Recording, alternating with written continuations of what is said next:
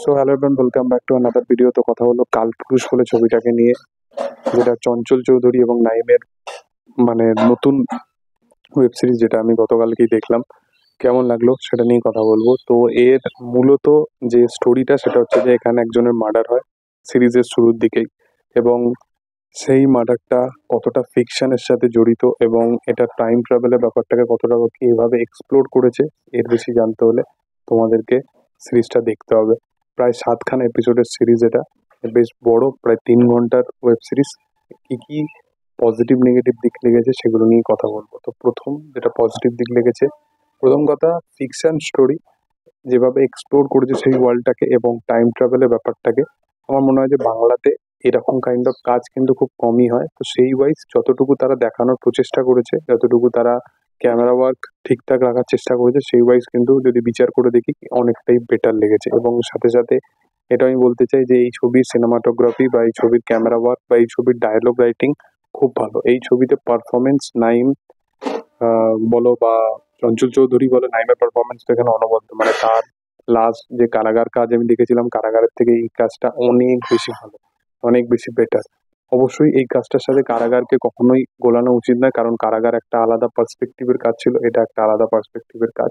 কিন্তু Chanchal Chowdhury as an actor, সে তো মারাত্মক একজন অ্যাক্টর, কিন্তু যতক্ষণ সে স্ক্রিনের মধ্যে ছিল এবং সে যখন এলো স্ক্রিন, সেই ওয়েব সিরিজের মধ্যে এন্টার করলো, সেটা আরো জান হয়ে গেল। প্রথম 4-5টা এপিসোড জাস্ট কিল করবে, মানে এতটা এঙ্গেজিং যে মনে হবে যে হ্যাঁ, কিছু একটা ভালো দেখতে চলছে।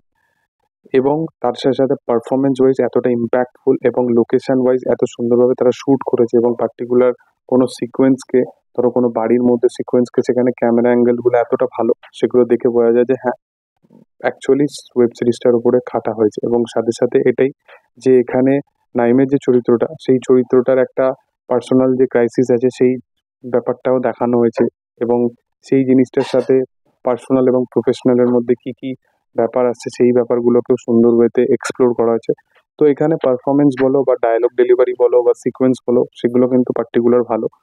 এবার নেগেটিভ তাহলে কি হতে পারে? নেগেটিভ বেসিক্যালি আমার এটাই লেগেছে যে নাইমের যে চরিত্রটা ছিল, সেই চরিত্রটা না কোথাও কোনোভাবে ফিকশন বা ধর্ম এই সব জিনিসপত্রকে বিশ্বাসী নয়, সেটা দেখিয়ে দিয়েছে সিরিজের মধ্যে।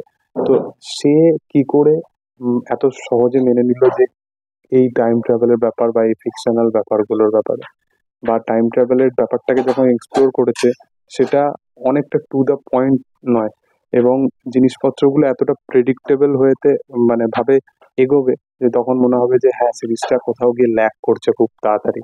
এবং আমার মনে হয় যে এই সিরিজটা 7খানা যে এপিসোডের করা হয়েছে, এটা কখনোই 7খানা এপিসোড ডিজার্ভ করে না। আমার মনে হয় যে সিরিজটা মিনিমাম ডিউরেশন হয়তো 2.5 ঘন্টা হওয়া উচিত ছিল। এবং চঞ্চল চৌধুরীর যে চরিত্রটা, সেই চরিত্রটাকে আরেকটু বেশি আমার মনে হয় যে স্পেস দেওয়া উচিত ছিল। যাই হোক, আমার ভালো লাগেনি এরকম বলবো না, আমার এই সিরিজটা ভালোই লেগেছে। এবং লাস্ট চঞ্চল চৌধুরীর যে কাজ এসছে রুমি, সেটার তুলনায় এটা অনেক গুণ ভালো কাজ। তো যাই হোক, তোমাদের কি বক্তব্য, এবং তোমরা যদি দেখে থাকো অবশ্যই কমেন্ট সেকশনে জানাতে পারো কি কেমন লেগেছে। আর ভিডিও ভালো লাগলে অবশ্যই লাইক শেয়ার সাবস্ক্রাইব করে দিও। Thank you all, by.